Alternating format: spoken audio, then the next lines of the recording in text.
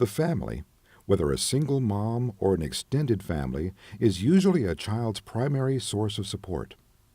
Different families will have different values and beliefs surrounding health and illness. Healthcare providers cannot assume that they automatically know what is best for the child, but you need to ask about these values and listen to the family's response. The situation you encounter may or may not have an obvious solution. The first step in helping families cope is to work quickly, but also explain what is being done and why. This will allow the family to have confidence in you, not only for your skills, but also your intention to help their child. They will be anxious, but less so if they believe that you are doing everything you can to help their child. Allow a family member to accompany the child in the ambulance if at all possible. If a child is dead or dies at the scene, give the family space to grieve and say goodbye. Some EMS teams will include enough providers to allow one provider to be exclusively with the family. The goal is to gather information and keep the scene as calm as possible. Other things you can do include making calls to other family members, friends, neighbors, or clergy. Something as simple as getting a glass of water can even be helpful.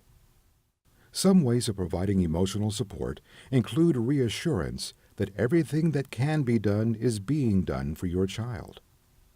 Touch can be another way to express comfort and caring. It is normal for you to feel uncomfortable in this situation. Answer the family's questions as best as you can, being as honest as possible. If a child dies, try to express condolences prior to leaving the scene. Listen clearly when the family is speaking. Give them space to tell you what they feel they need to. If they seem angry and this frustration is directed toward you, try not to take this personally. Be honest if a family member asks you if everything will be okay. Say, "We will do our best," if you are asked if the child will survive. Don't give false hope.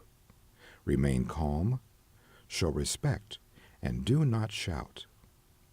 Understand that culture, religion, maturity, education, and language differences may all play a role in someone's reaction to stress. Look around and see if there's another calm person who can help you. It's important to maintain a professional approach even in difficult circumstances. If there is suspected child abuse or intentional harm, continue to communicate with the family while taking in the scene and trying to remember events and conditions that are important. Don't ever accuse someone of intentional harm, even if you suspect it. If a child has died under suspicious circumstances, do your best to preserve evidence. Limit movements of the child from the scene and let the family know what is permissible. You will need to be familiar with local or state policy and protocol. If you encounter something unexpected, be open to reassessing your approach. For example, if a child has a signed legal document limiting resuscitation or providing resuscitation limits, recognize that non-beneficial interventions will not be in the best interests of the child and family. Try to imagine what it would be like to have made this difficult decision about a loved one, and then have someone discount it and not follow your request. You would feel angry and offended. The best thing to do is keep the child calm and comfortable. What if a child is dead or dies at the scene?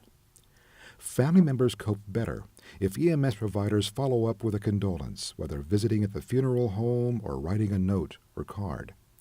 It also helps to give family members a brochure or information about area resources including counseling services, support groups, or culturally appropriate spiritual care. You can create this resource in your service area with help from your medical director or service provider.